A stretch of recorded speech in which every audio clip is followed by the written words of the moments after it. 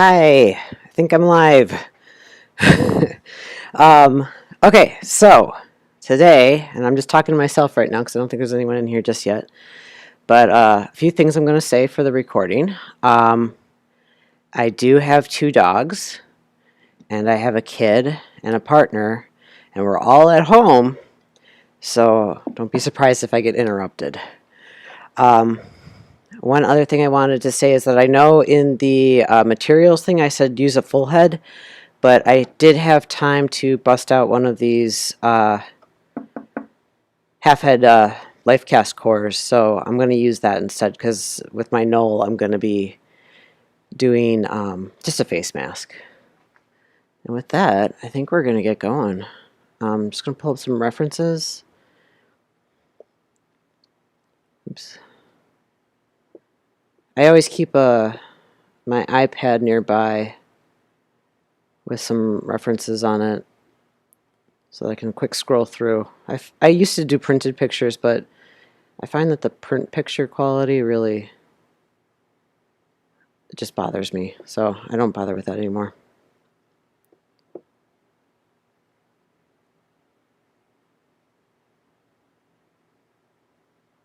Let's see.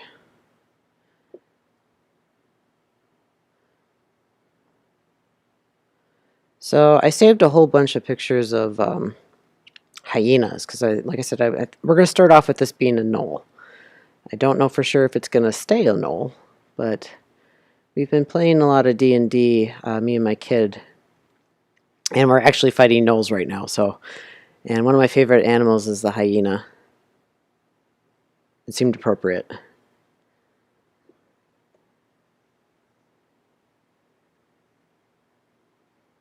So on my iPad, I'll just show the screen here. I have like folders with all my references. So there's this reference, which is this great, I think it's a matriarch. And I love how she's blind in one eye. And actually, I believe that this is the D&D official art. I believe that this is based on her. But I really love this image too. So I'm going to be using this, I think, as a jumping off point. And then let's see, here's another picture of that matriarch again. She just looks like such a badass. Anyway, so that's where we're starting from.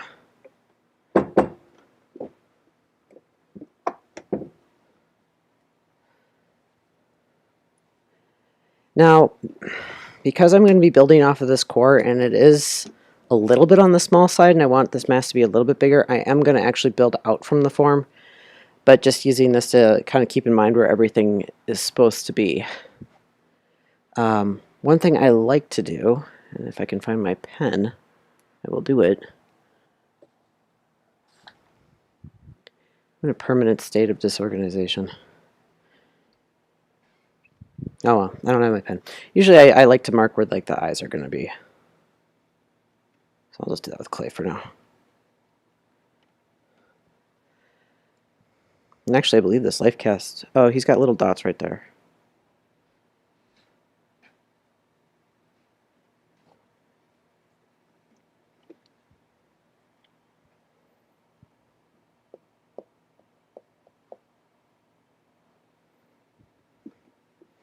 So today the main goal is to just get clay on the form. So I have a whole bucket of Chavant that I've had sitting for the last couple hours warming up. I use a crock pot, but if you have access to it, a convection oven is super nice. So right now, since my clay is really warm, I'm just going to smear it all over my form.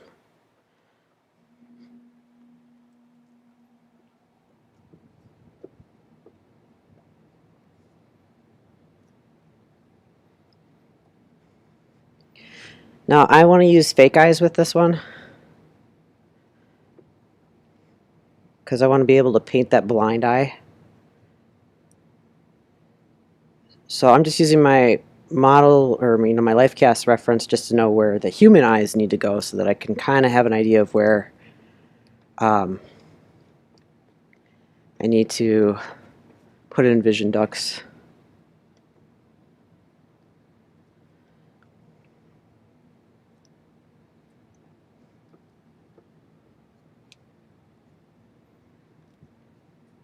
And then the fake eyes are going to go probably right about here. I have some other eye forms, but I can't find them at the moment, so we're just going to use these as a placeholder.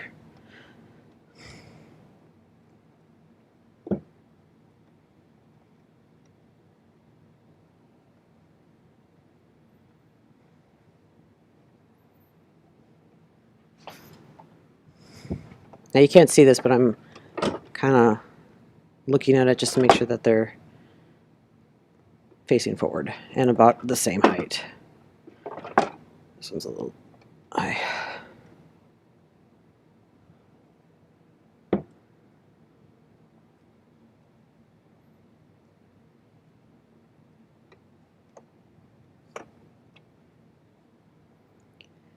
And I think I want this Gnoll to have its mouth open.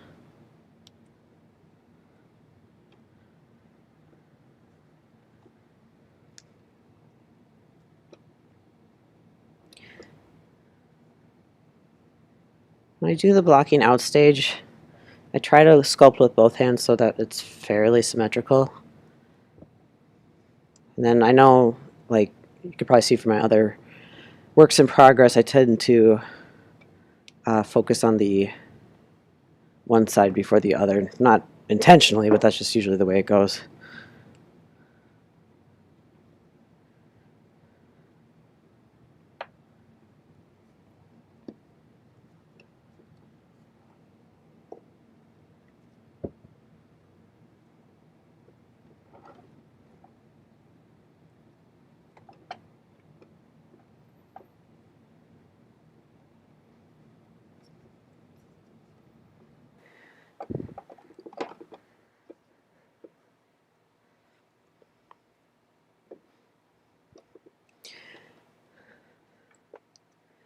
Okay, so right now I'm trying to widen out the mouth a little bit. Now, a few things about hyenas. This is what a Gnoll is based on. They have very wide mouths. They have actually this is why I think hyenas are super cool. They have the strongest bite strength, I believe, in the land mammal kingdom, which is kind of neat. Okay, so right now that's looking way too shallow, so I'm gonna bring that out more and pull up some of my side views. Oh, maybe it's not that shallow. The other thing with hyenas is that they have almost no divot in here. It kind of just goes straight down. So I might have to bring that up a little bit.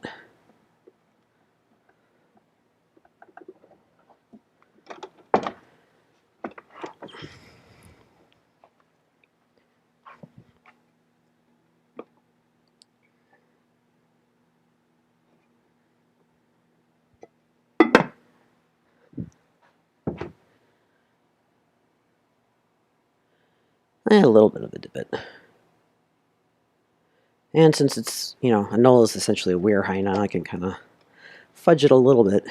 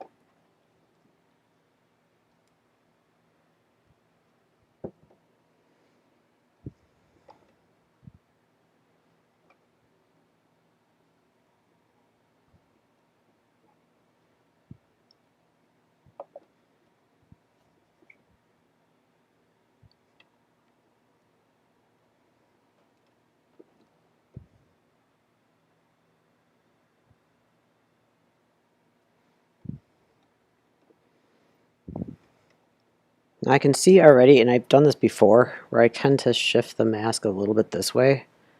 So I'm just kind of shift everything back a little bit.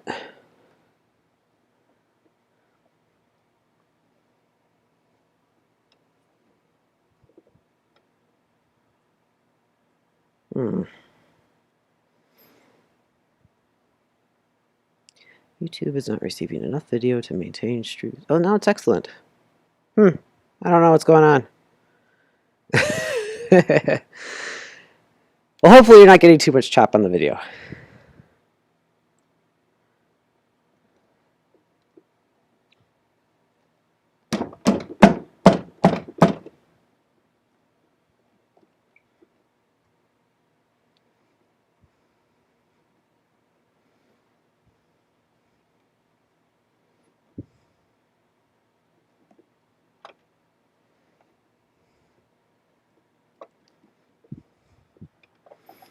At this point in the sculpture, pretty much the only tool I use is my hands.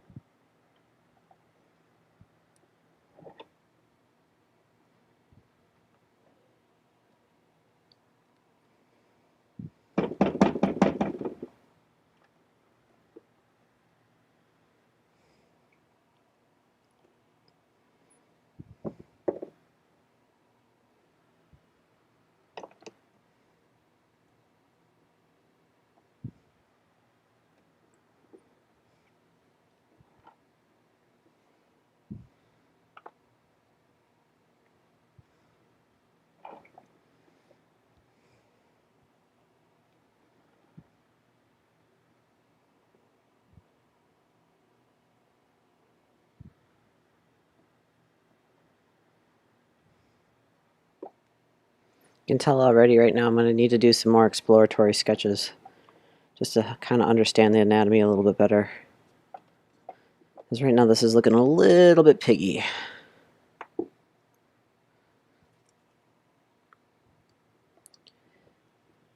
I don't like that.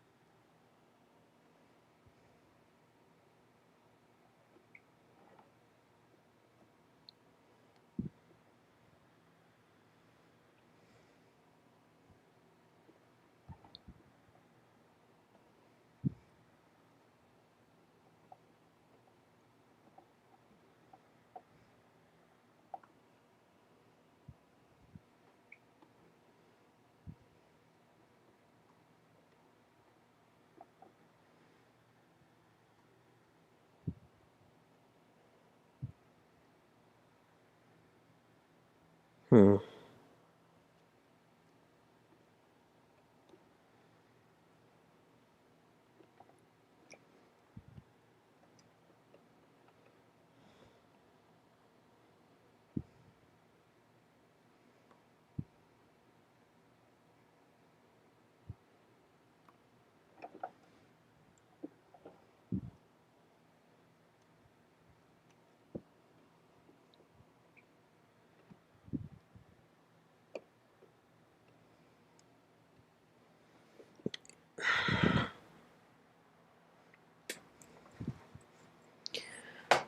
Blackout stage is a bit of a workout.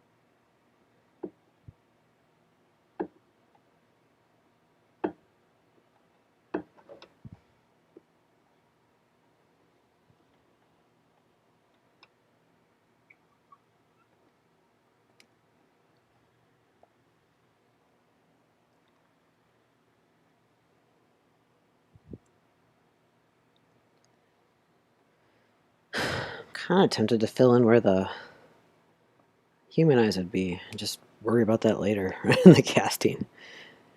So I'm picturing this mask as being almost more of a decorative mask, a wall hanging or something like that. Just so I can help figure out those shapes, I think I'm going to fill them in for now. But I do know that they're about 2 inches apart right there.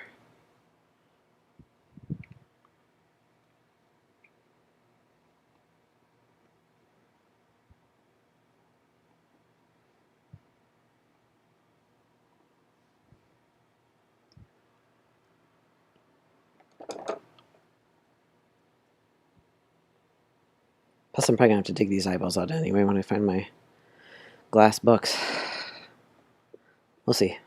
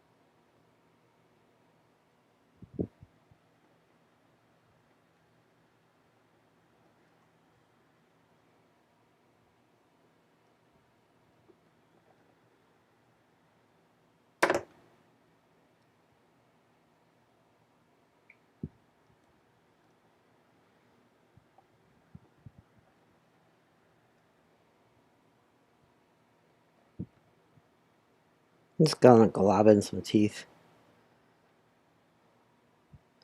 just so I can kind of see where they're going.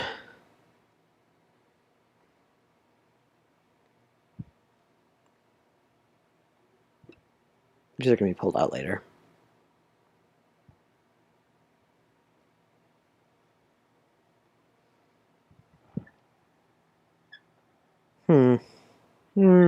Yes, quite.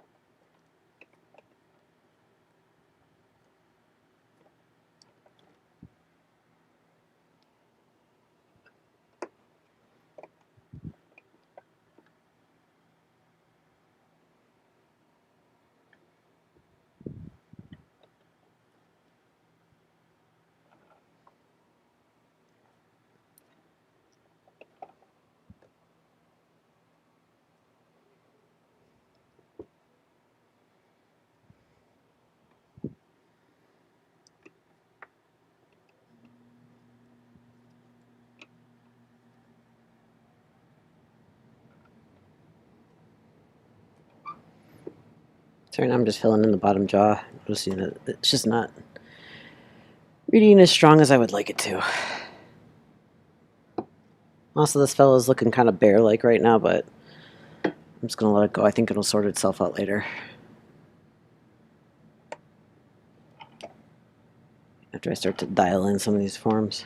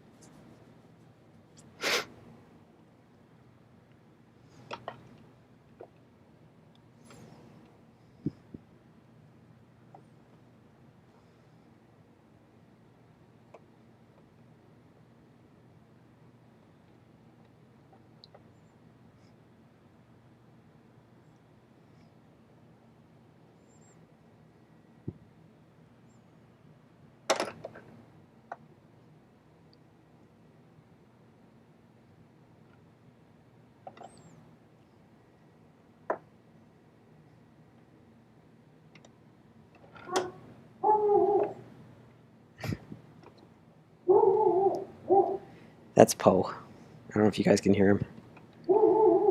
There's probably another dog across the street.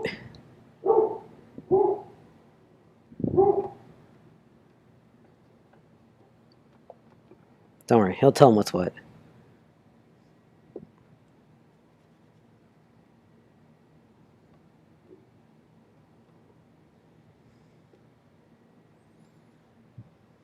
Now, I just want to show you here, like, this is the, I guess, right side of the face, and then this is the left-hand side of the face. I don't know if you guys can see that. Kind of pull it over. I am right-handed for the most part, so I tend to bring this one to a higher level of finish quicker, which is something I need to work on. Because ideally you want to have both sides finished at about the same time, because otherwise that's how you get asymmetries. And I can already see some asymmetries forming.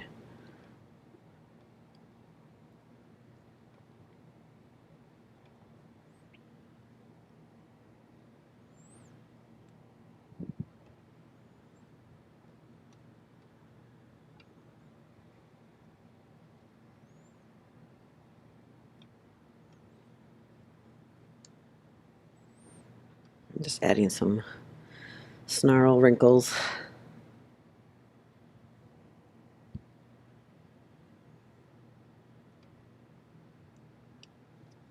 I'm kind of filling in this divot right here. I don't really like that.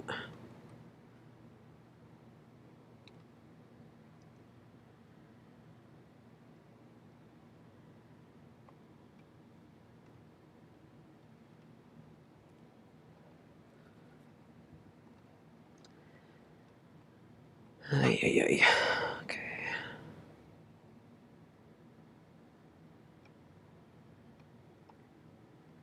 Better.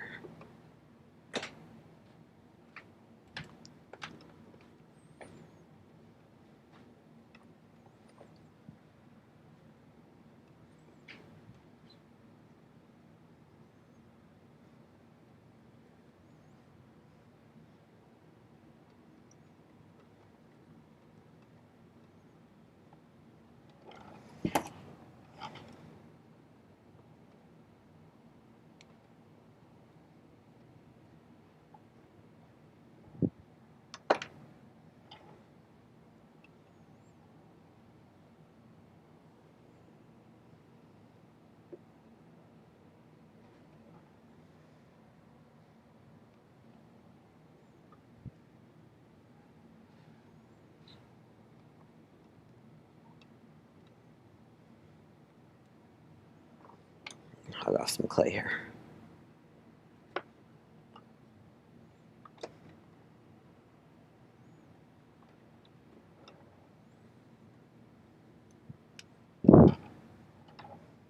I have some really nice movements right here on this side, but I don't have them on this side. I'm trying to balance it out. And this part I usually do a lot more with feel than anything else.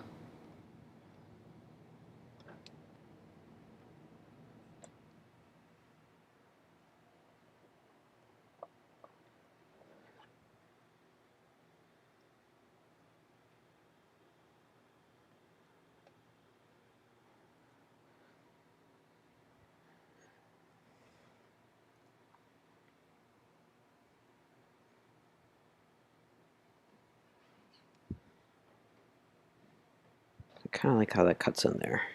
Bring that over here.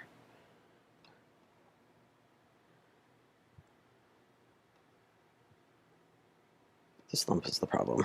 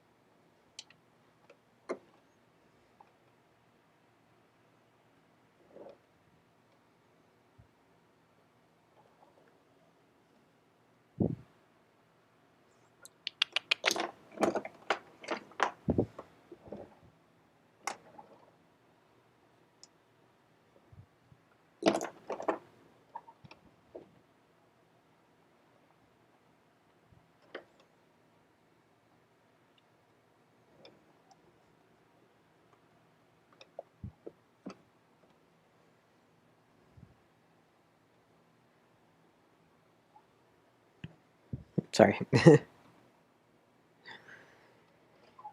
Head bonking.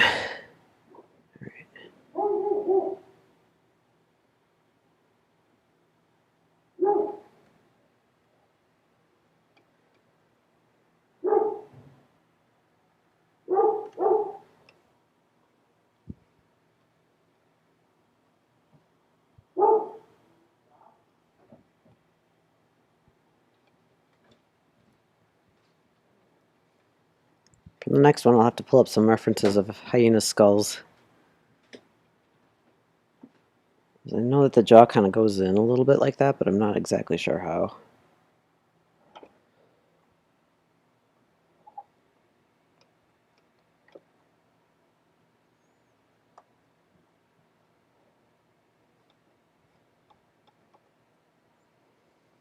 I'm of the opinion you can never have too much reference.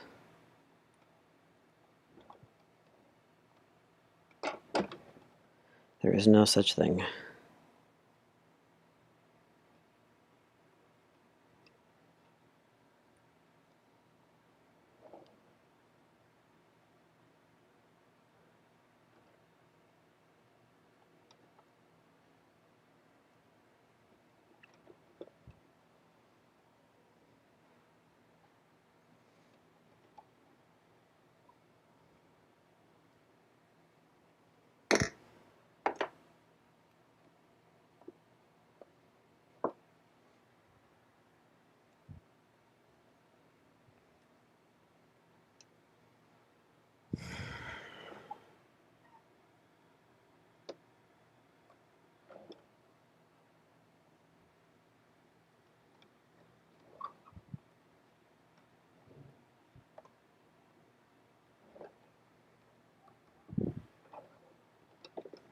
It's just not right.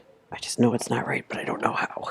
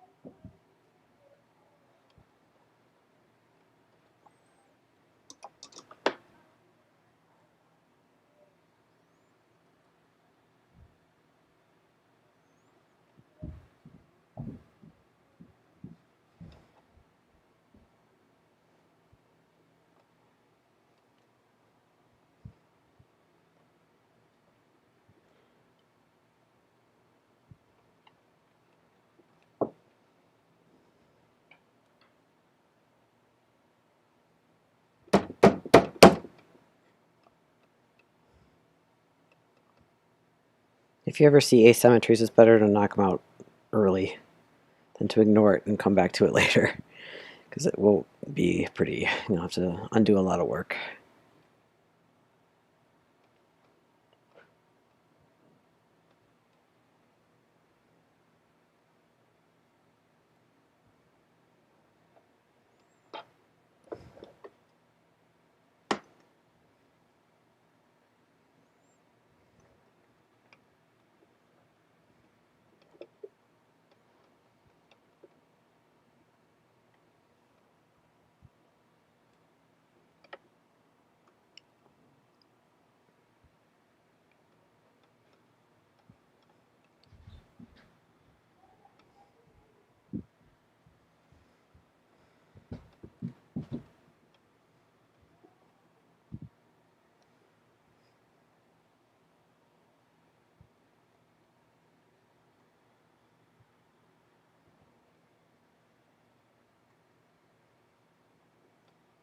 I wonder if hyenas are more closely related to bears than dogs.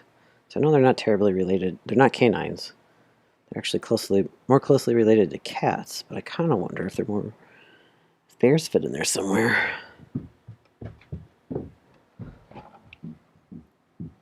I don't know. That'd be kind of interesting. Anytime I sculpt something, I end up going down a huge rabbit hole of random facts that I don't actually need for any particular knowledge, but you know, you never know. If you need to spout random hyena facts at like a party or something, right?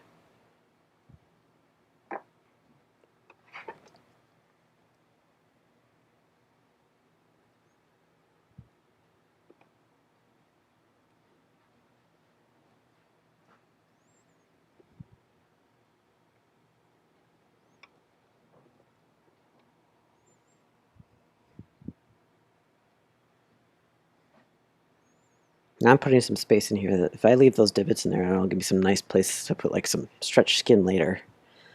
I intend to do this without hair. That it could be something that we could maybe lay hair on later if you wanted to.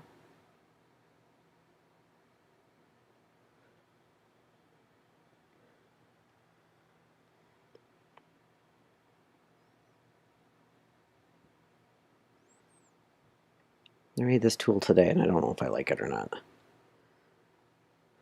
I'm kind of on the fence about it. So ideally right now, I would put the vision holes right here. There's a little bit of an overhang, you can hide it in the shadow, and it doesn't really disrupt the whole aesthetic. It's going to have very limited vision though, just because they're kind of small.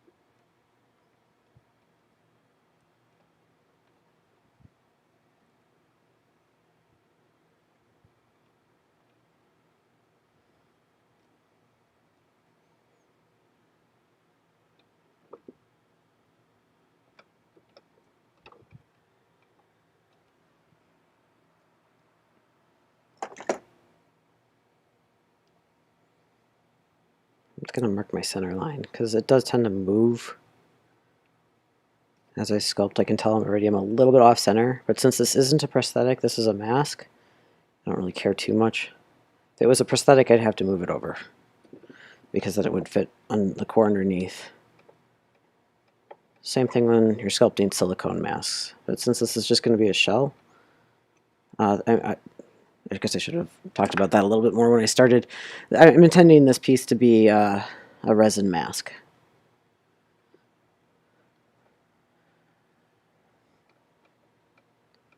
I haven't sculpted a resin mask in a while, and I'm kind of itching too.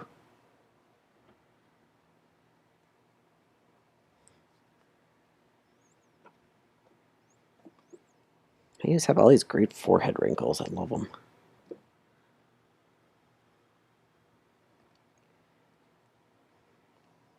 And it's because hyenas, they have a huge bone right here. It's called the sagittal crest. And it's part of the skull that's used to give extra bite strength, which I find fascinating. So all those lines are going to point towards that crest, which is probably going to peak right about here, because I'm going to pull it forward so that it can make more sense with the rest of the head.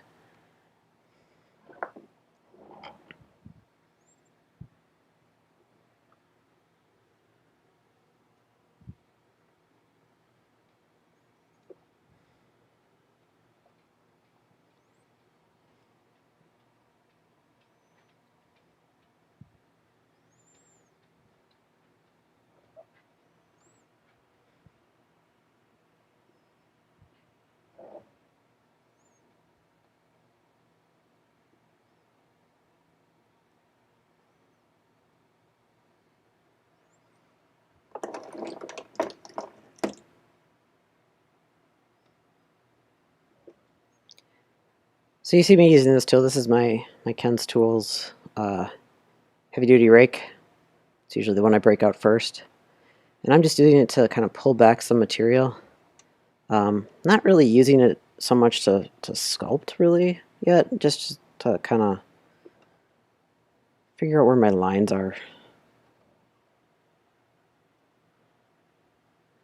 After a certain point, your fingers just aren't precise enough. At least mine aren't. Okay, I can see right now that the bottom jaw is twisting that way, so I gotta fix that.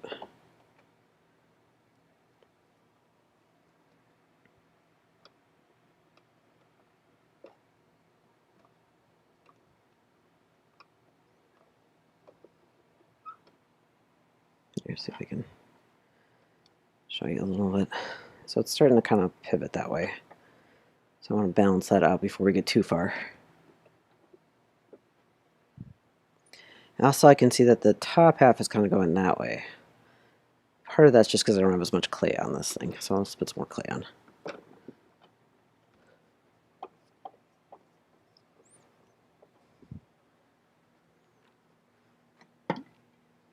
Oh boy, I'm running low on clay. Here's how I do my clay. Oops, I turned down my crock pot. I don't like it when I get a big melty glob at the bottom of my crock pot, so I try to keep it just soft enough. Alright. This is just I use this to scrape off my bench when I'm working. I'm just gonna go chop, chop, chop, chop. Get myself some workable pieces of clay.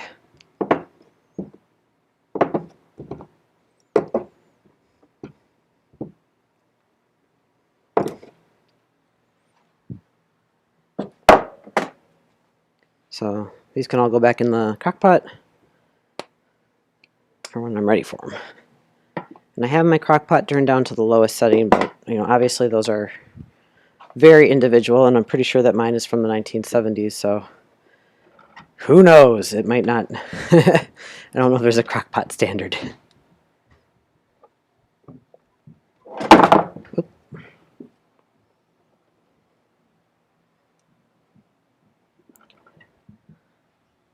So I'm seeing I got like this nice kind of outjut right here. I'm trying to balance that out a little bit.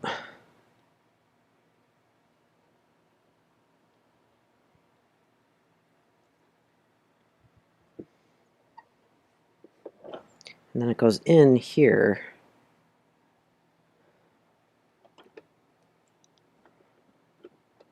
And when I have the clay really super soft like this, I can just smush it into like my holes that are, you know, from me scraping down on the clay. So it's a good way to smooth out your surface quickly. And at this point, like I said, it's still soft enough that it's going to bond well. When we get a little bit further along, you're going to have to use a torch to get it to bond.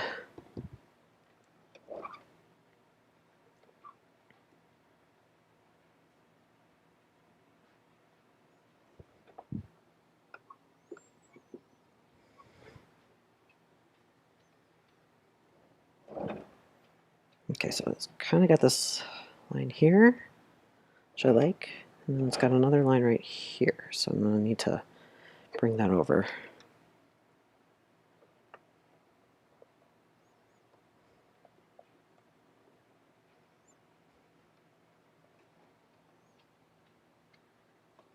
And I have this really nice curve right here on the side, so I'm just trying to, like I said, just even it out.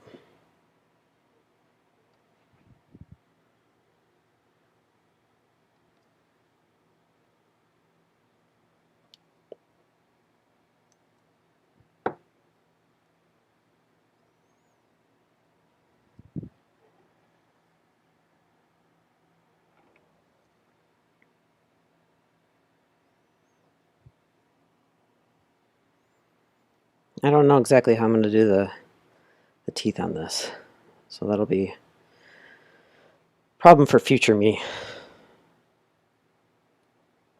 I have a feeling that what I'm going to do is I'm going to just kind of roughly sculpt in the teeth, and then I'm going to make some sculpty teeth later that I can push in and then pop out and then cast separately, so that it can cast this head in all one mold, and then the teeth won't catch on it.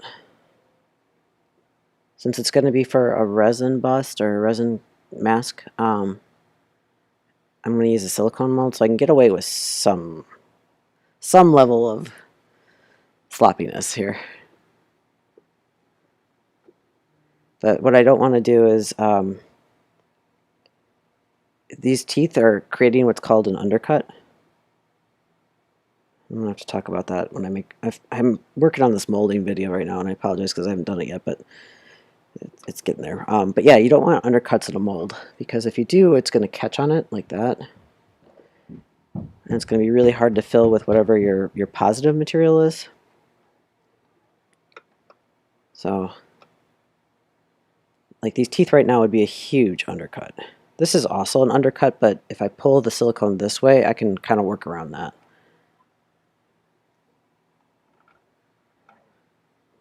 Let's see, I'm thinking that the ears are going to go right about here. And maybe I should start blocking those in.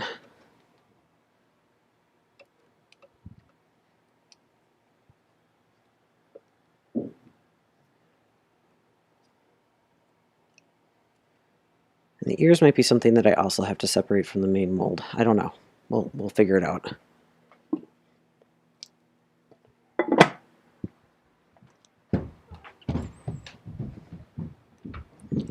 I love hyena ears. They're so cool looking. I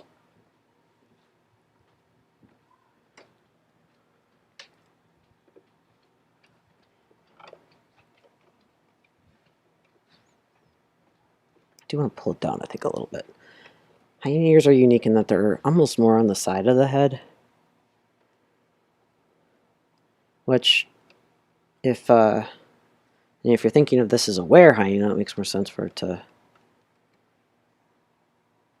be like, you know, halfway between human height and hyena height, I guess. I'm just going to pack some clay back here to give it some support.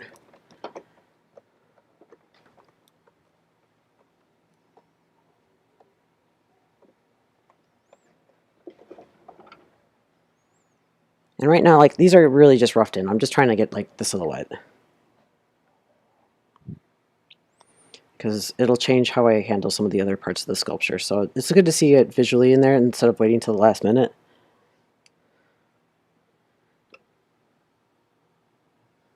So like I know like the hyena ears are gonna kind of come forward like that. Or, I'm sorry, I should say Gnoll. This is a Gnoll. The Gnoll ears are gonna kind of come forward. So I can start to think about that. But then that's going to influence these wrinkles here, which is why I wanted to throw it in.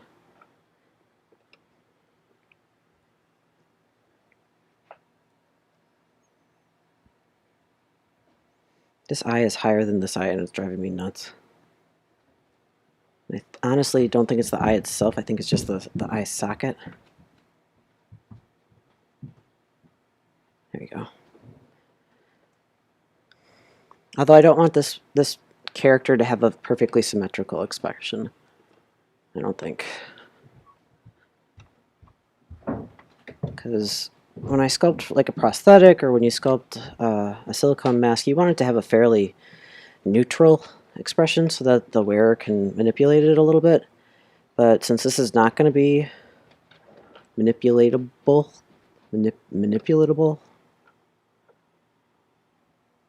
I don't know if that's the right word. Anyway, I kind of want to bake in a little bit of an expression and have it be more fun. Okay, these need to be more round. And it also needs to be more flat there.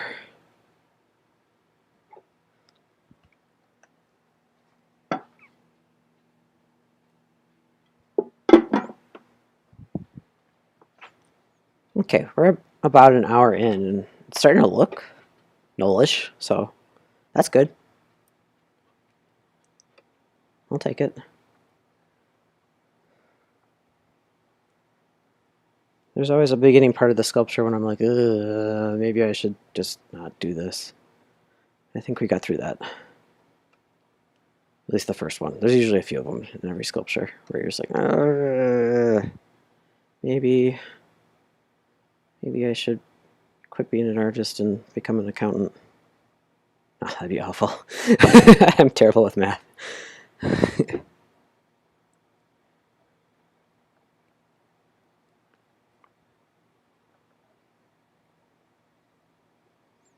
So this clay's a little bit too soft for my taste, but I'm just kind of mushing it in there.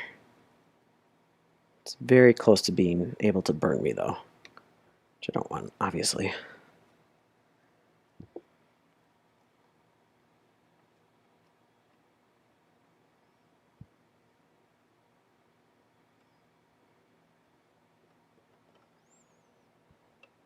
There, starting to look hyena-ish, right?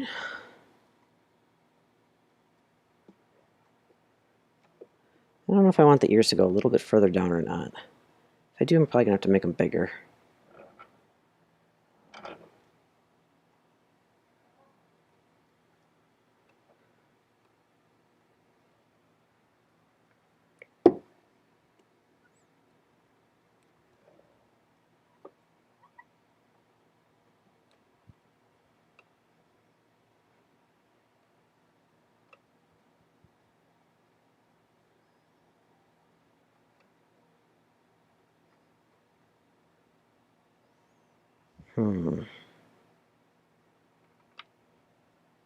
They have this very alert, pricked forward look.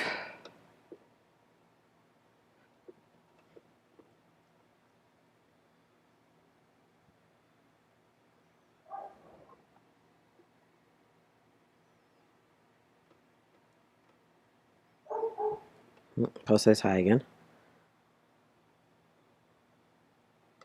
That's his I want you to play with me bark.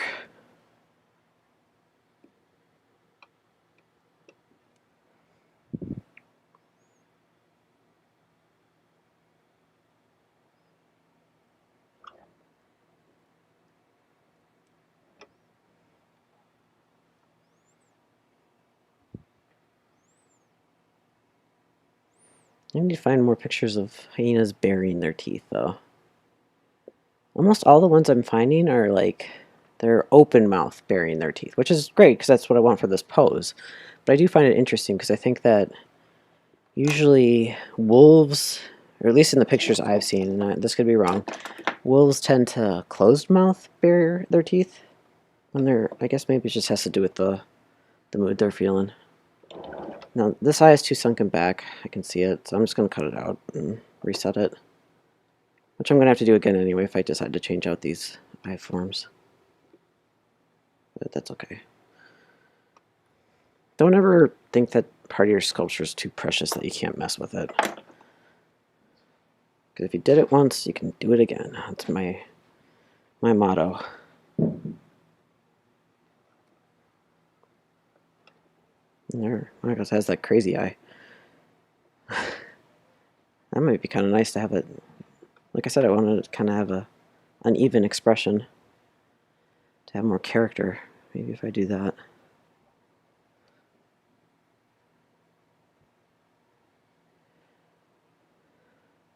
Didn't that one hyena and Lion King have like a real cockeyed look? So right now he's kind of like, ah! I'm very much of the opinion that you should make sound effects while you're sculpting, so that's something you're going to learn with these live streams.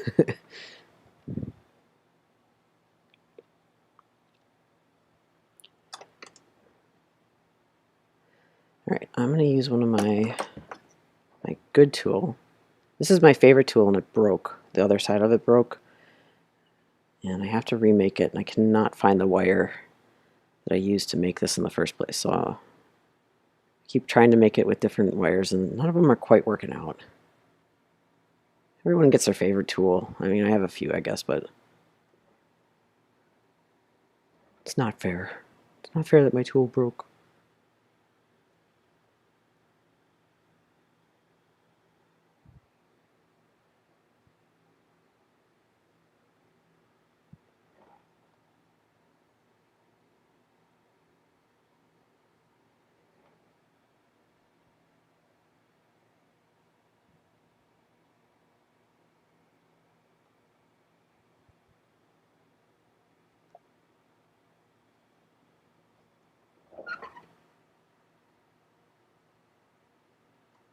One of the reasons I like using the eye bucks is because you can press against them. You can't do that with if you're just sculpting the eyes.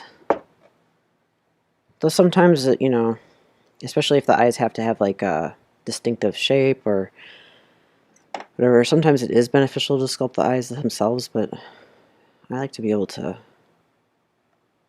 you know, manipulate against it.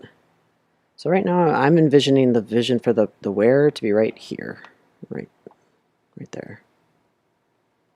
And like I said, it's going to be kind of tight, but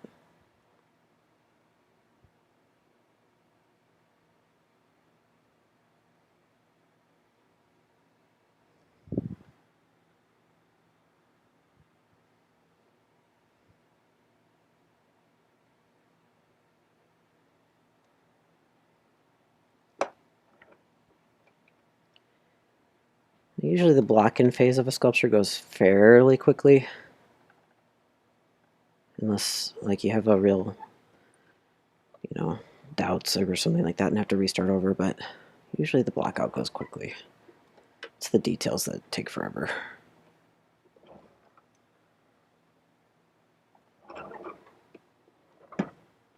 I'm just going to kind of check the back of this and make sure it's about even.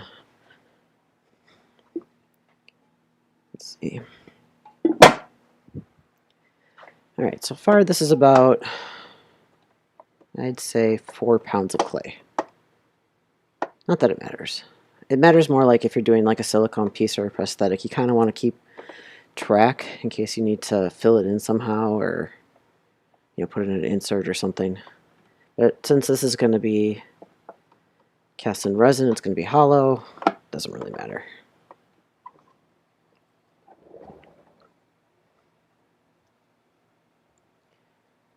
So I got the shape of this ear correct. This one is not correct. Well, I mean, no, neither one was perfect, but this one's more right.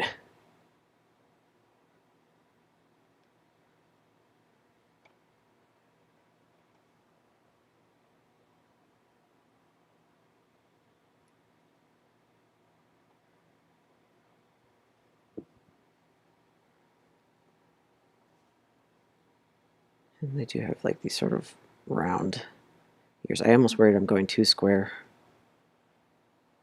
So now this one's more right and this one's less right. It's a balancing game.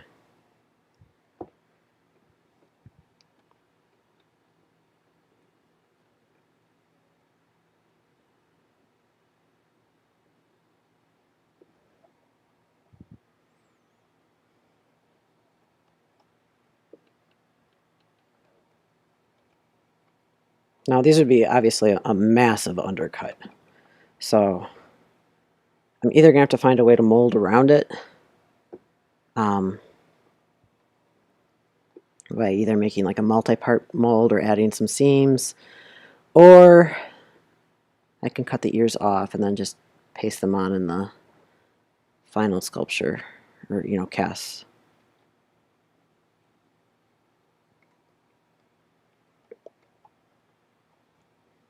Which honestly, it'd probably be better just to take the effort and make a 2-part mold.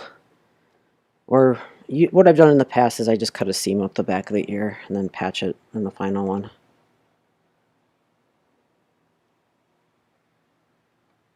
But I don't know, we'll see. I want the ears to be pretty thin though. So they're going to get taken down quite a bit.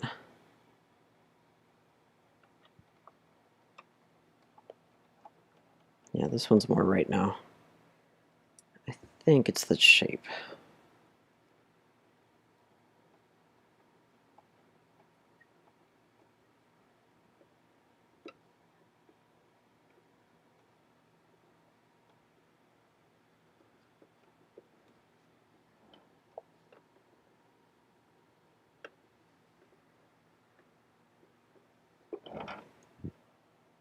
Now it's too big.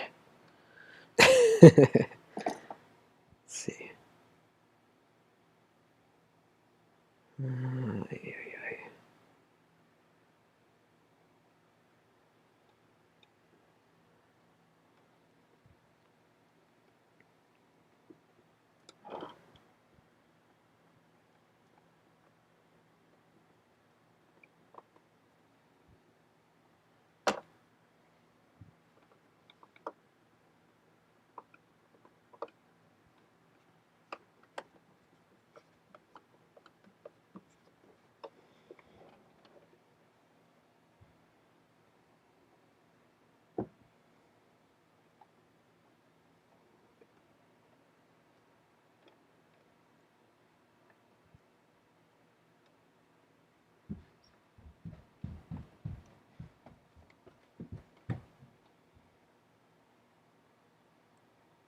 It's kind of like The Rock. Should pull out some Rock references. That raised eyebrow that he does.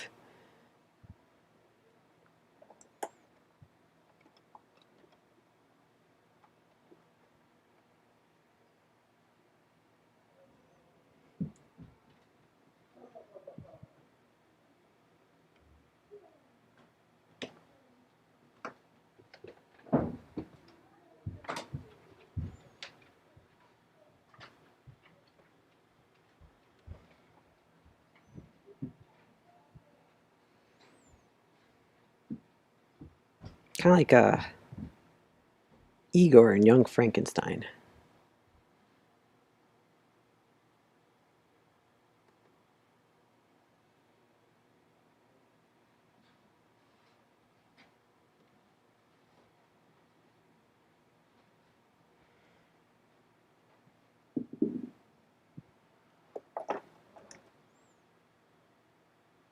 Should show my kid that movie. We've been trying to look for horror movies to show my kid that are age appropriate. He's 9.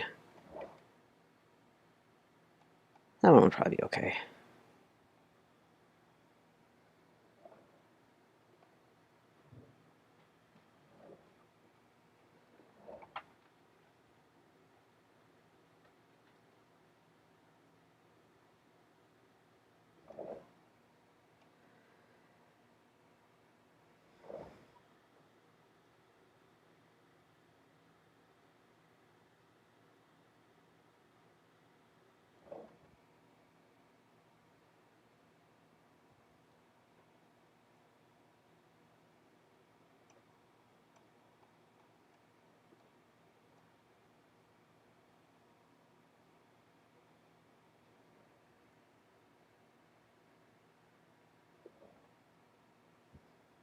There we go. That's what I want.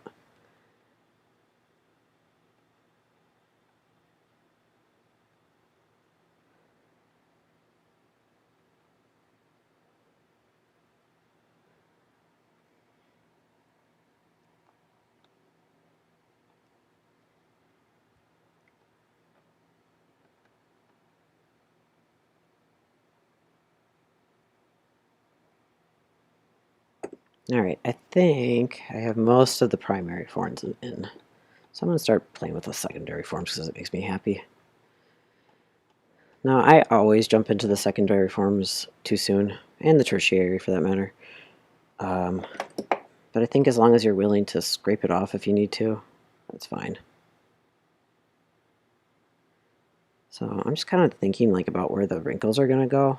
These are going to get removed eventually. But I just want to think about where things are so I can kind of sculpt around it. So like right now, my reference, here's my reference. I think this hyena's burying his teeth. I don't know. Oops. I'm going to lose a tooth. Oh, I'm going to lose the camera. Oh my god. Catastrophe. Okay. Let me just make sure everything's all set up right. Goodness. I need someone who's in charge of my tech stuff. Alright, I think hopefully that's back to being centered.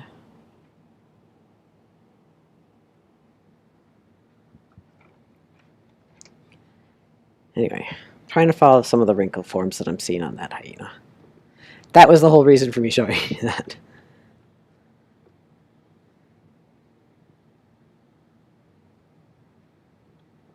I'm just kind of playing. This stuff makes me happy, so sometimes I let myself get to it a little bit ahead of time.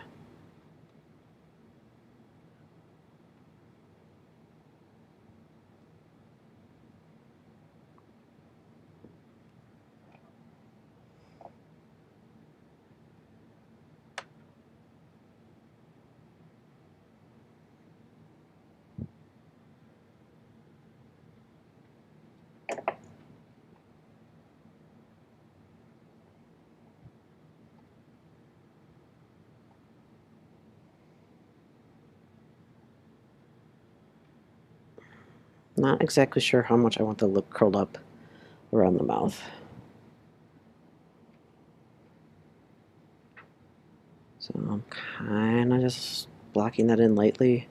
A lot of times I try to feel my way around to a sculpture. I know that there's other people who are much more precision than me.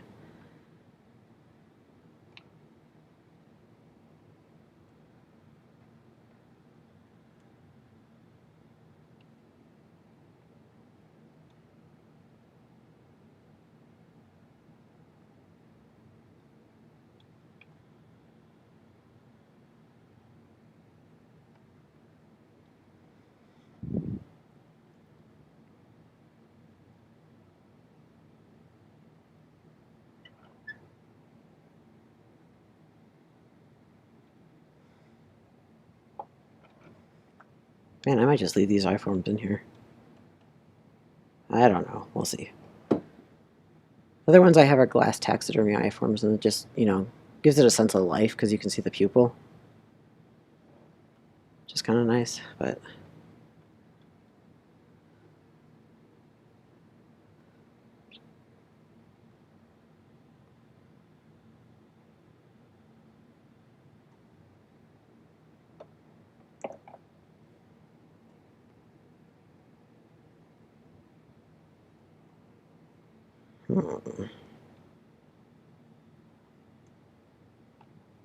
So I'm bringing in some human anatomy a little bit, and around the eyes especially, like eye bags, stuff like that.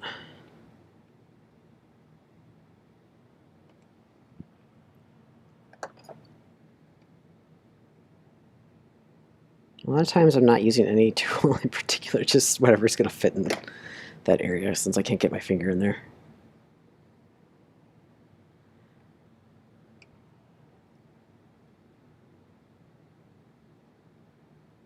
This one I am specifically using this tool.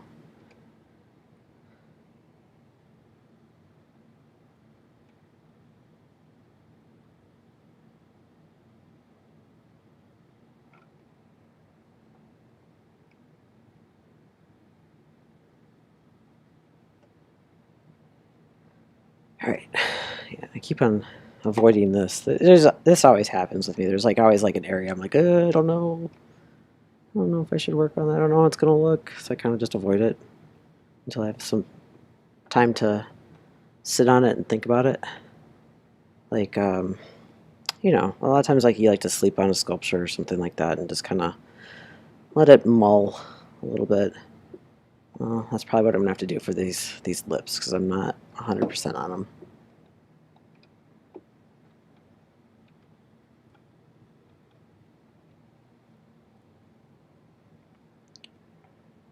I'm still not happy quite with this area here.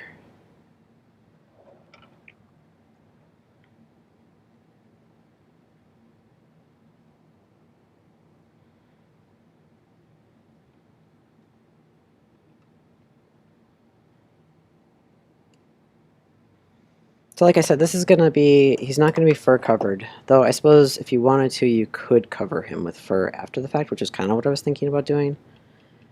Or adding some fur. Like, you know, like I said, it's a gnoll, so it could have like more humanish skin. Less fur. Or just fur like, you know, where human hair would be. That's sort of my train of thought there.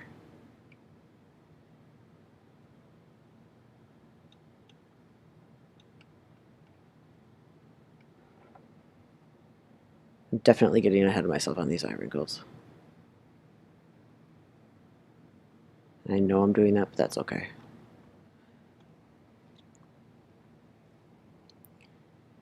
Okay, so this side, because this eye is a little bit more closed, this is going to have a little bit more wrinkling in here too. So I got to add that. And keeping in mind that I want to put like the actual vision kind of in that crevice there. So ideally this is going to be either, you know, depending on how if I sell the casts or what, depending on how that happens, you know, the person can either cut into here and, you know, round it out a little bit and then hide it with some mesh or something, or if you're just going to use it as a wall hanging or something, you just leave it be.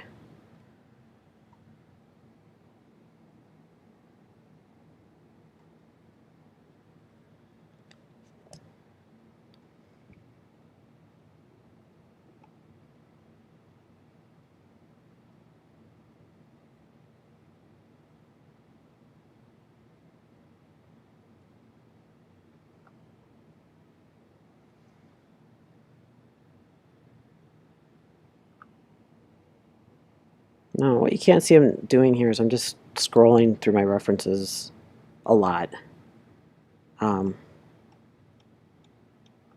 Just seeing stuff that'll probably work for what I'm trying to do. Playing around. But trying to find some basis in reality.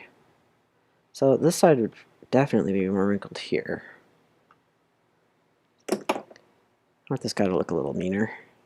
And this lip would probably, I could see this one being a little bit higher than the other one too. That he's like, nyeh. Again, sound effects, they're important.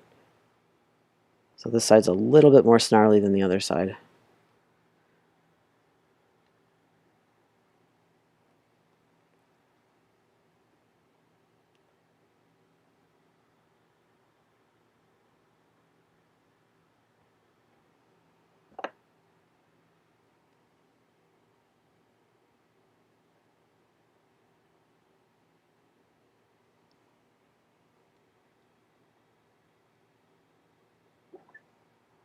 They have a very specific nose shape. It's going to be fun to do later when we get in the more detailed parts of it. I think this part comes up.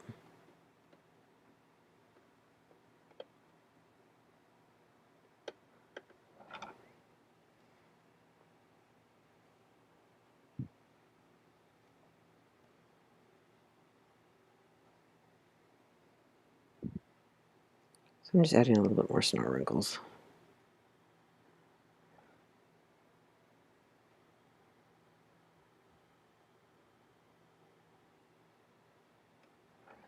But in doing so, I also erase some of these scar wrinkles. So yeah, I'll figure this out.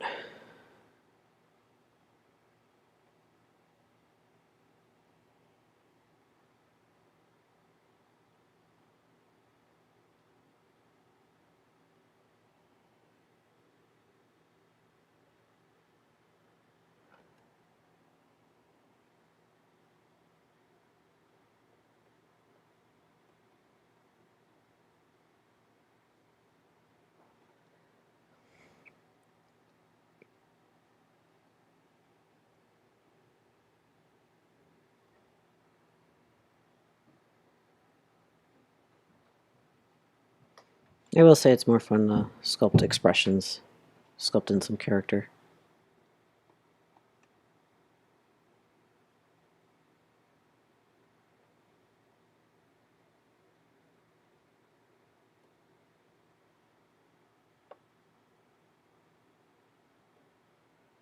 Alright, so if I do that, there, then this probably would be a little bit higher too.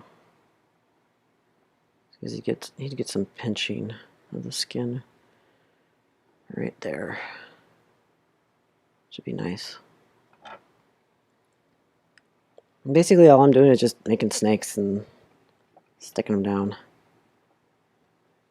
After the initial blackout, which is all clay everywhere, then a lot of it's just snakes and little tiny balls of clay.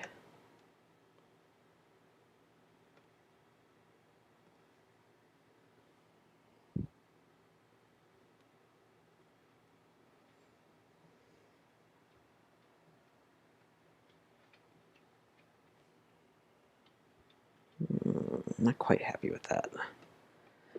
Also, I'm noticing like on some of the snarling hyenas, they have like this real muscle right here. Look up some anatomy. It seems like it's just really puffed out. Is that my broken one? Yeah, it's my broken tool.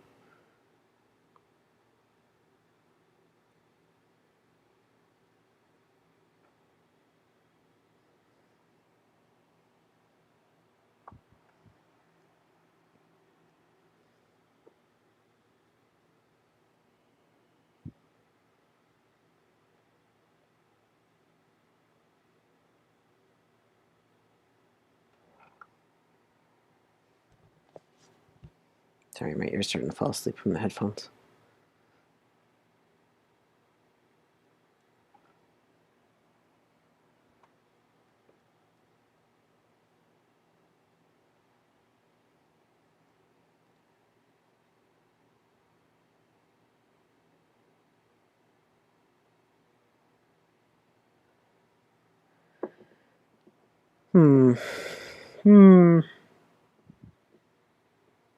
I want something more in here. But again, this would be, if you wanted more vision, this would be a very good place to carve out. So I might leave that there a little bit. I don't know.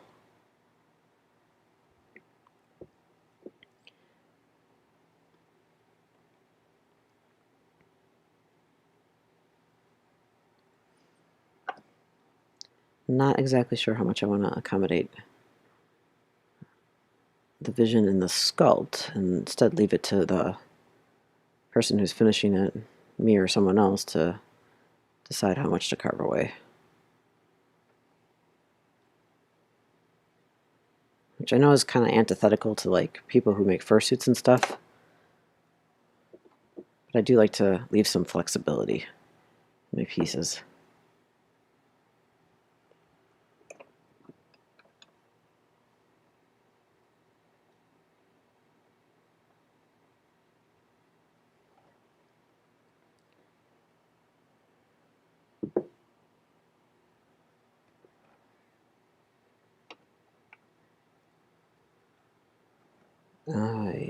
Let's see here. This is that tool I made today that I don't like.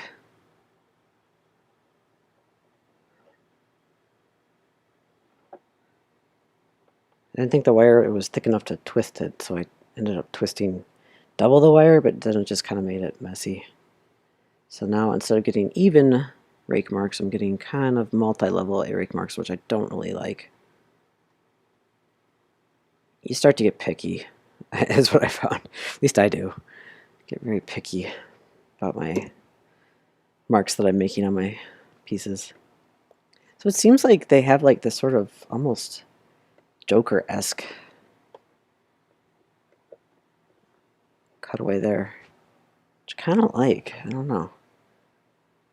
It does certainly make it more humanish in a way.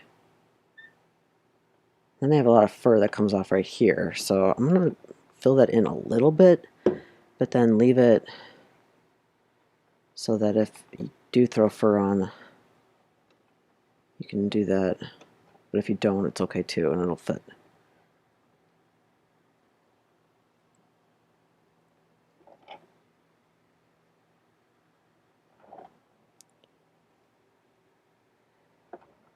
Now this is not meant to be hinged, but someone's probably going to try and hinge it just fine.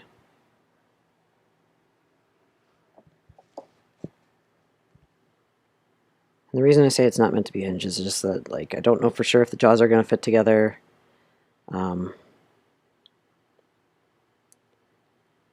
It's going to require a lot of post-production filing and so on to get the jaws to close, but I don't know. I have that werewolf sculpt too that I did a couple years ago, 3 years ago, and people have hinged that, so you never know.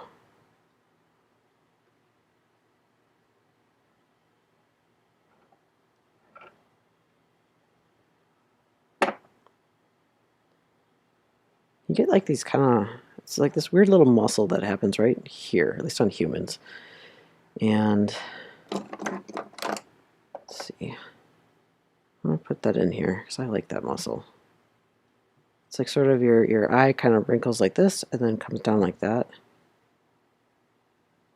Like when you're smiling. Those are smiley, right?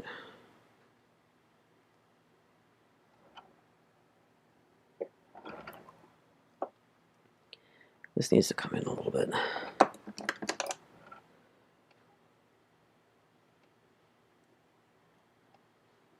So right now I'm seeing like this wrinkle here. I want it to kind of fold under. This is how it would happen. Like in a human, there'd be like the nasolabial fold right there. And it's not quite there on the hyenas, but I'm going to put it in because this guy's a were hyena.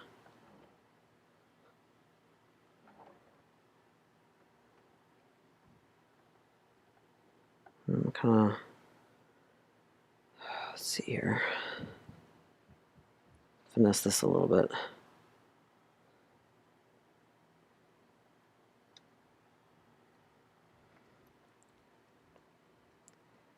A lot of times what I use this rake for is just to sort of even things out, flatten it out a little bit. But then sometimes the rake marks bother me, so then I either have to go in with a finer rake, this is a guitar string tool, or just some solvent and do that. I don't know if everyone else is that finicky about stuff. So yeah, so now we're kind of getting that smile line, but this to me is too harsh of a line here, so I'm gonna have to soften that up a little bit.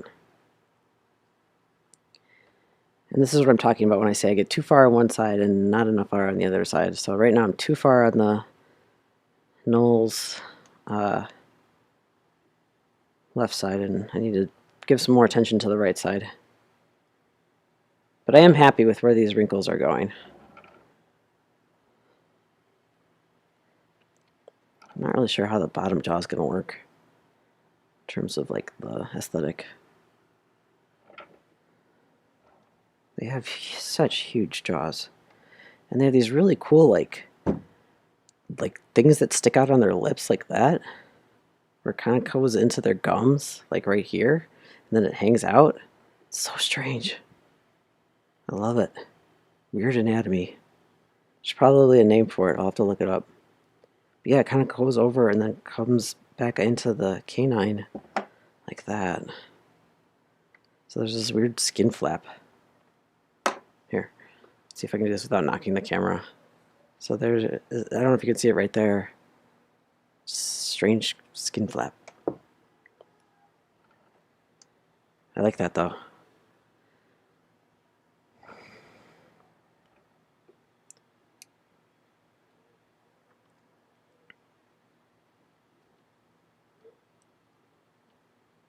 Hyenas are so cool.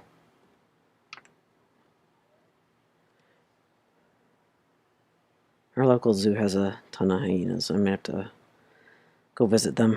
I think that they're open for pandemic scheduled viewing.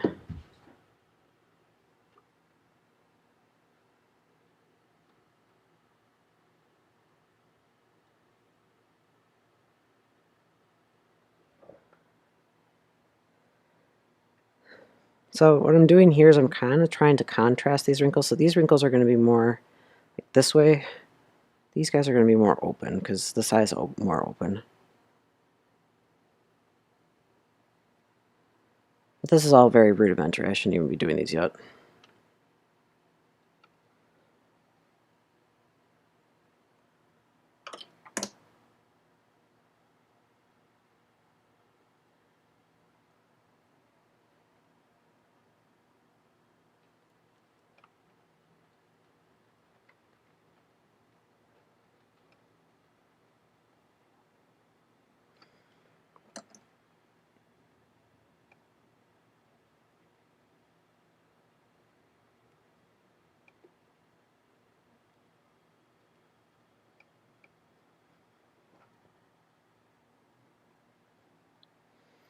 It's got this great wrinkle right here. If I can get that in there. If that's too much, maybe too much.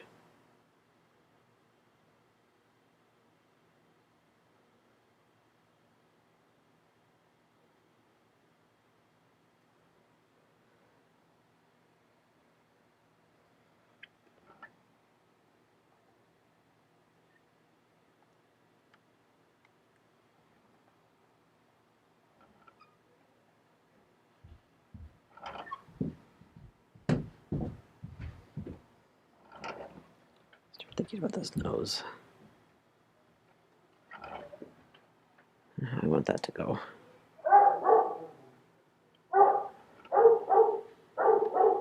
That's pose I want to play Bark again. I think my kid is trying to engage him in some play.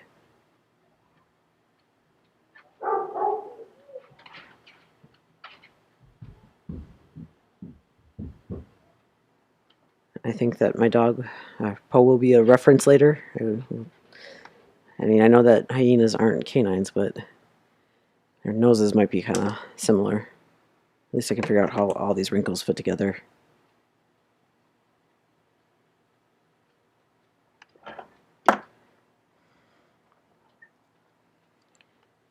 It's almost like it kind of goes in here and comes out here.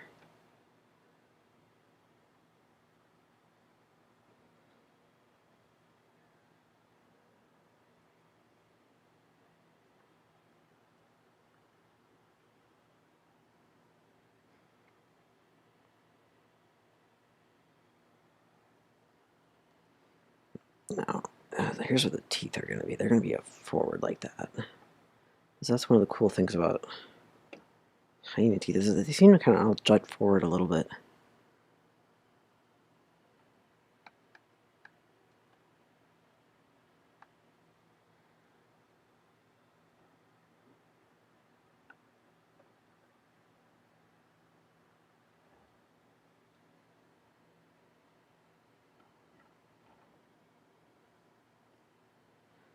The reference I'm looking at has this part right here very flat.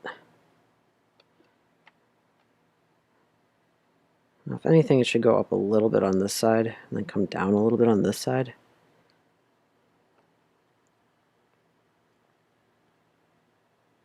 Like that. Like he's gonna sneeze. Hopefully by the time I'm done it looks less like a sneeze.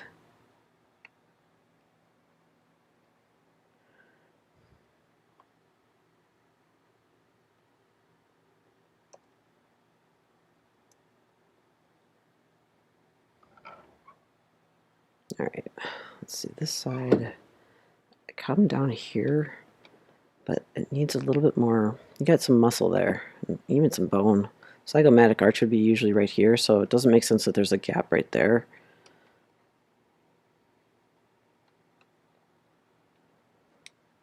There we go, that's better. Oof, my clay's cooling off. I usually like to keep a bunch of clay in my hand. I almost always keep like a wad, just to keep it warm-ish.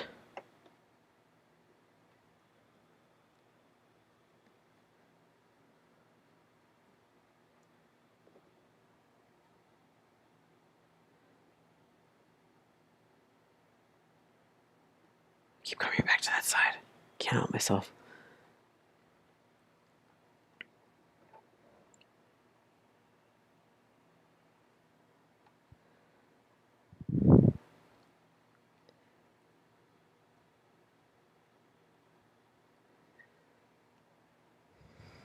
And the thing with expressions, I find, is that you kind of have to exaggerate them a little bit so that it looks intentional.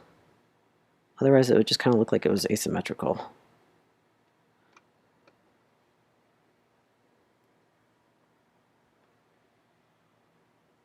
Let's see. So this side, I'm looking at a squinting one. So this side would probably have a little bit more overhang right there.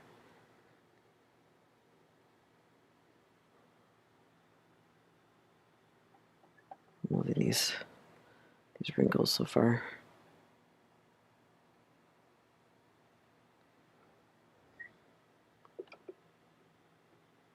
I'm just running a little clay right there because it's too thin. I'm going to scrape it back.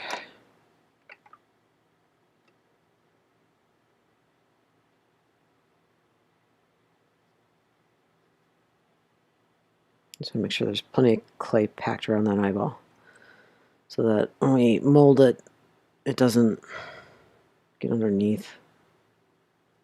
There we go.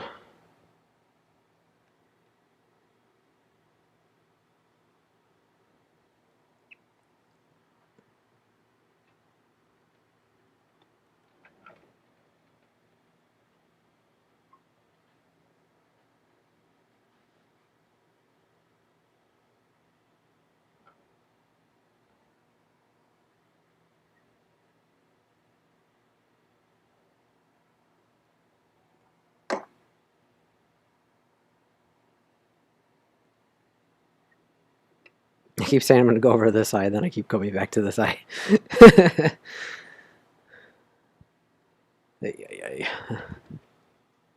That's how it goes.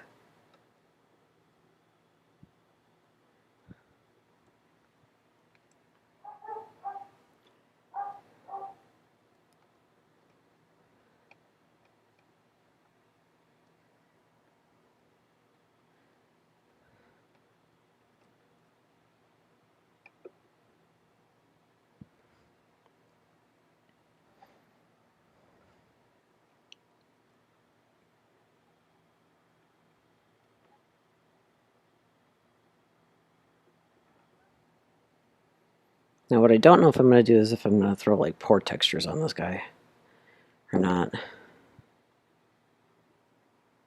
Maybe. I don't know. I'll have to think about it. Maybe I'll look at like how chimpanzees or apes look.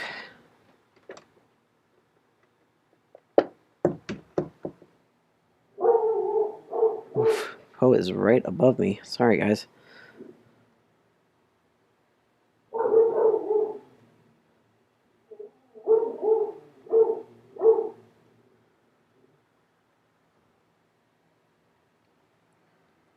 Let's see, I need a tool.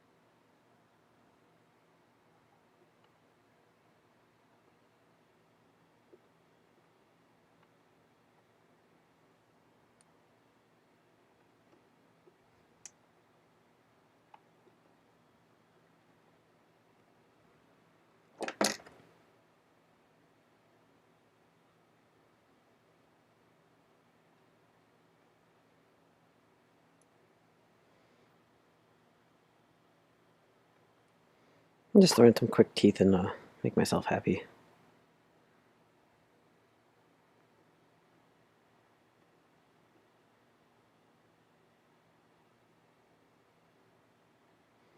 These teeth are so tiny I might not have to pop them out.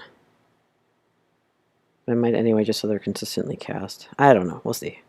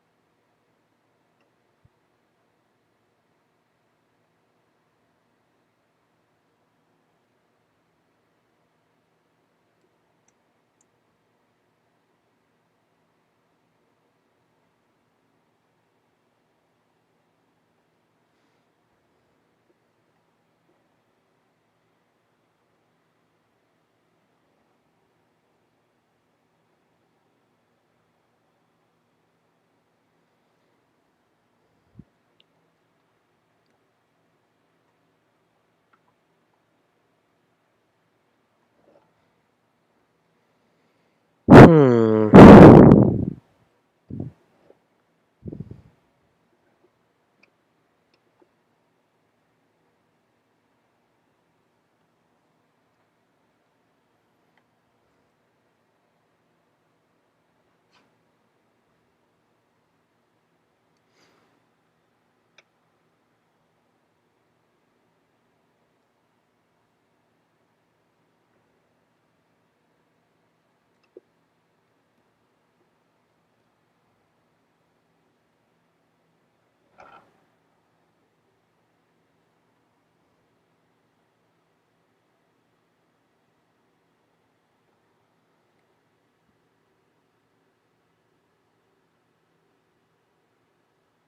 I keep coming back to this eye to give myself little treats. Little rewards for working on the snout. Here, you can do some eye wrinkles.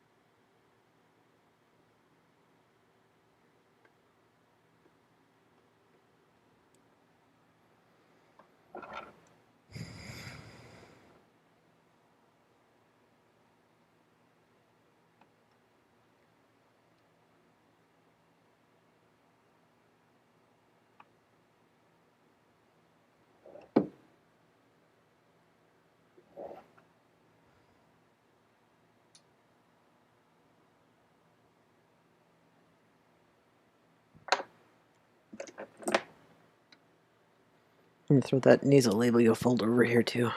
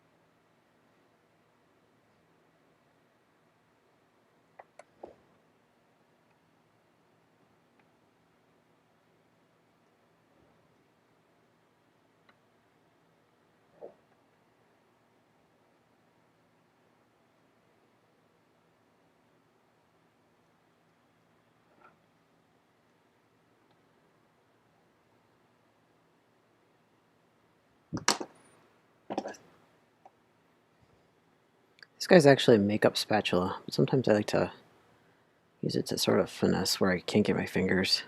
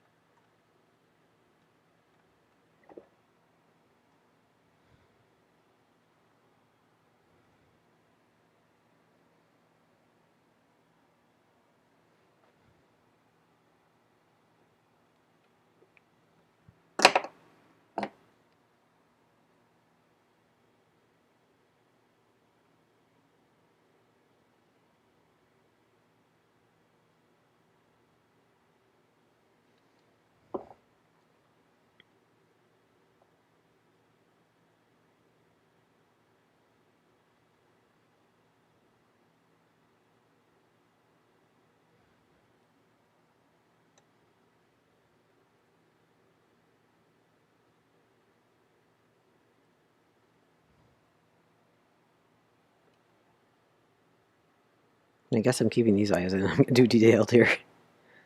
Don't want to have to cut all that off. Well, I do kind of like how the white looks for sculpting. I mean, really, it's only the difference between sculpting and, you know, having it, the visual of the eye. Although this one does, I see, has some schmutz on it, so maybe I will have to replace it. I don't know. We'll see. Yeah, that one does too. Oh well. Honestly, it's probably not going to show up in the castings because the clay's going to fill it in. Though that is the nice thing about the glass eyes, is that they don't have as many surface imperfections. Though if I were, you know, after this gets molded and cast, I probably would cut out the eyes and put in taxidermy eyes just because it would look more convincing. But even if you do paint it, it's going to get leveled out. I don't know. We'll see if I need to pull them out or not. I'm thinking I might not.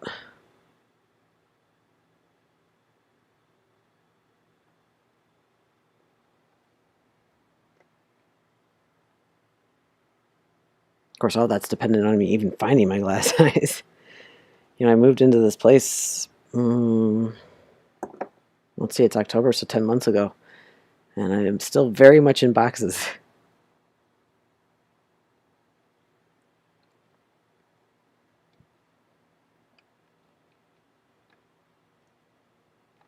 I'm just changing the directionality of that wrinkle a little bit. So I'm not happy with it.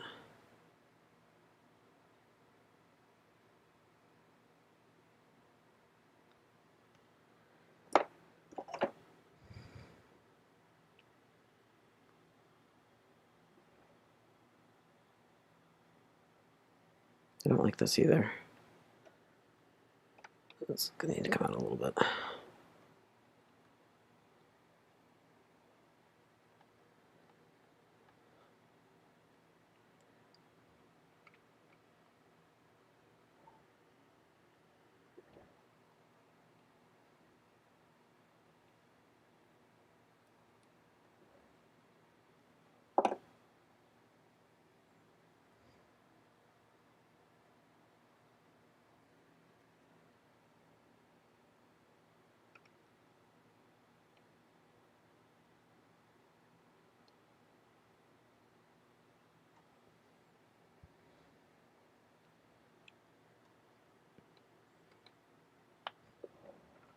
I don't know if I actually want to add a scar over any of the eyes either, though. They always give a shit on Face Off if we put scars over the eyes because it was just a little cliche. I mean, and it was. But sometimes cliches are good.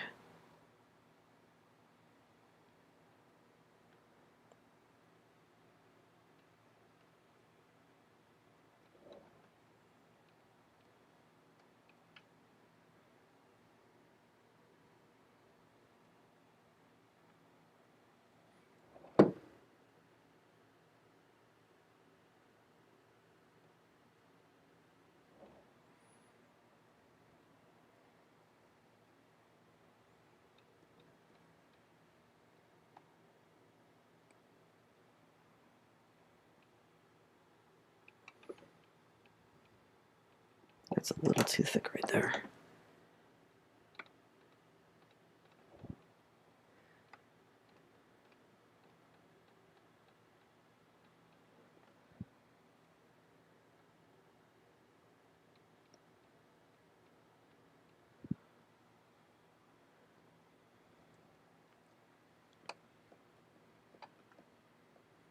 Take down these ears a little bit.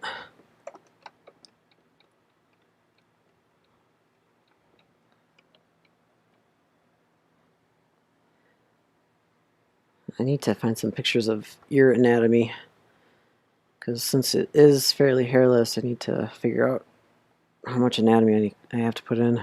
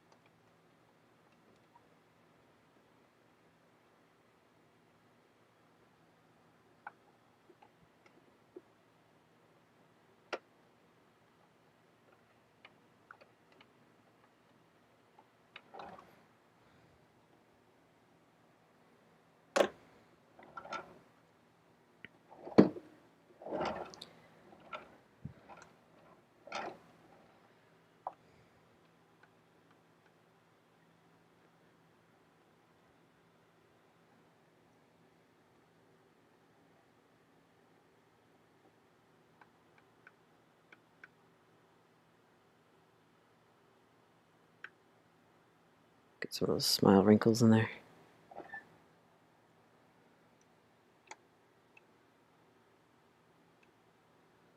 Sometimes I'll just do this where I just mark my clay, kind of get a feel for how I want them to go.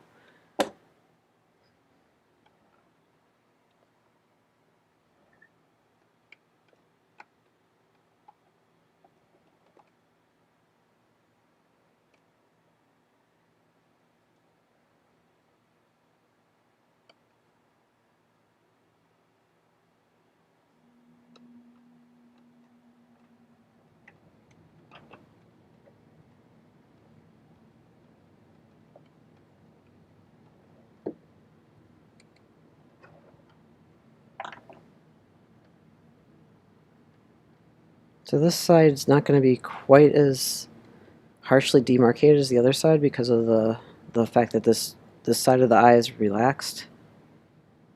So I'm kind of trying to, like, this guy he's got a real puffed up cheek here, but I don't think he's going to have that on this side. Not quite to the same degree. Maybe a little bit more. This is going to be more stretched out though.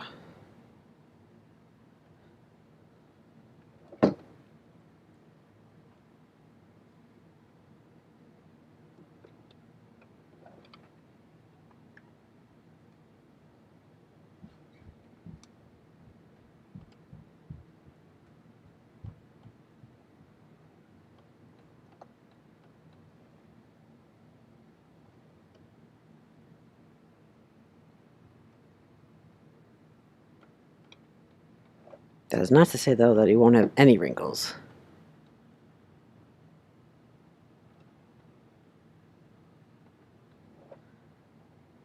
It'll just be less dramatic, maybe less deep.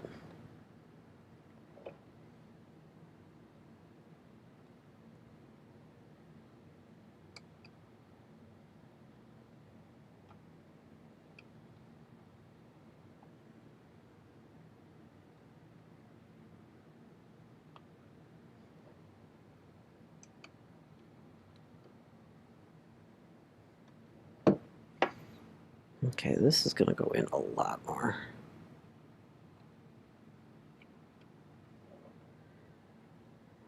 Probably should on the other side too.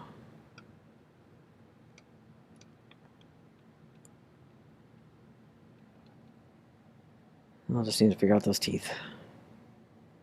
Probably for next time.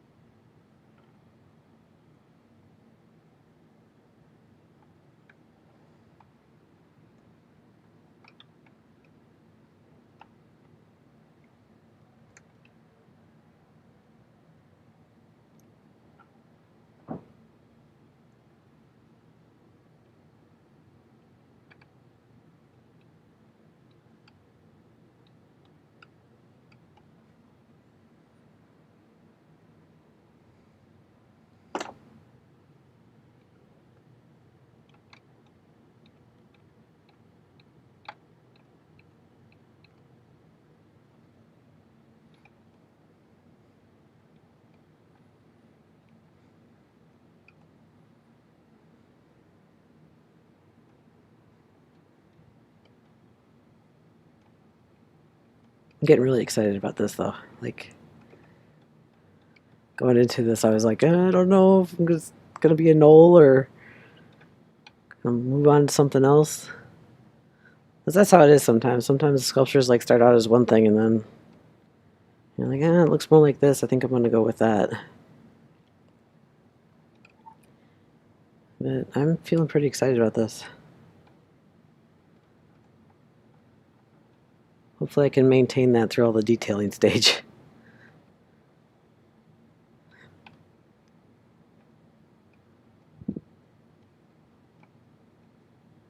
I like detailing, but it does take a long time.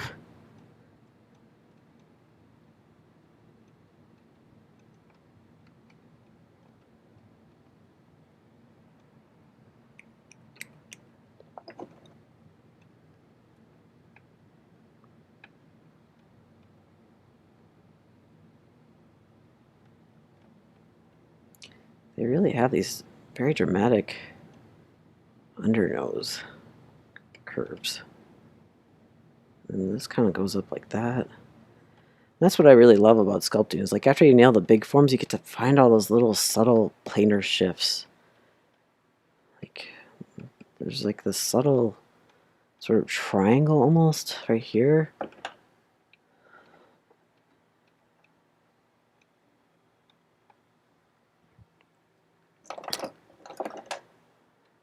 And it does have that split down the cleft down the nose into the mouth.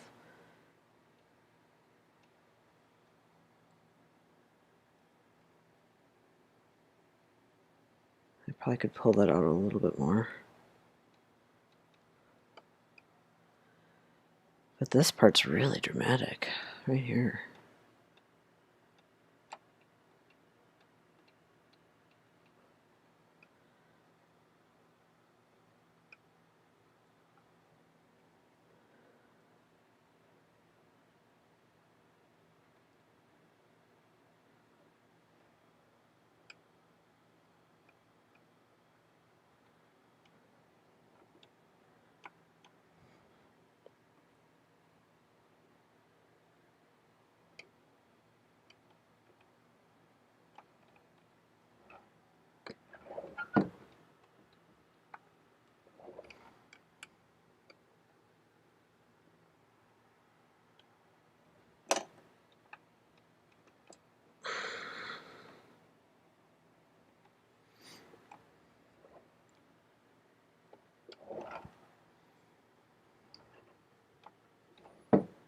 And there's still a lot of clay boogers and cracks and all sorts of messiness about this, so there's still got to be a lot of cleanup. And I kind of like to try and clean up as I go, in that, like, you know, if I see that there's going to be something that the silicone's going to get stuck in, I want to take care of that now instead of having to worry about it later.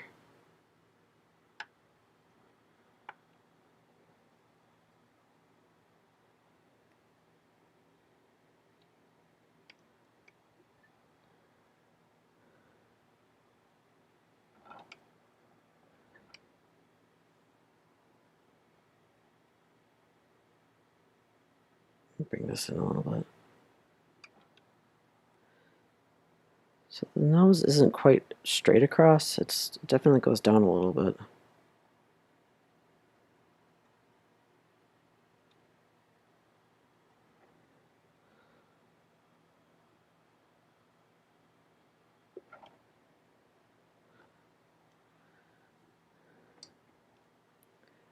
Even these wrinkles kind of play in over here. They kind of come in a little bit. This is where this tool is really nice because it kind of blends that out a little bit.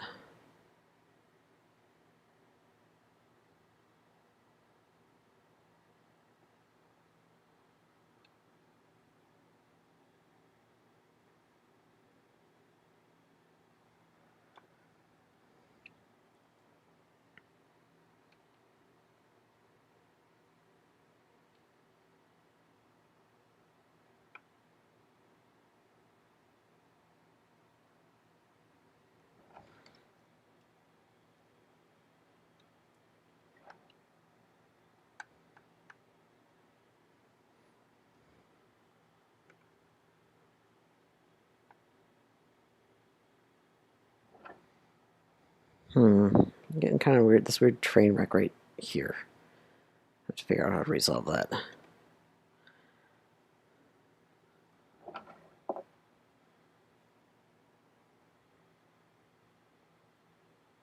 Kind of be where, yeah, like that wrinkle would be if it were on a human.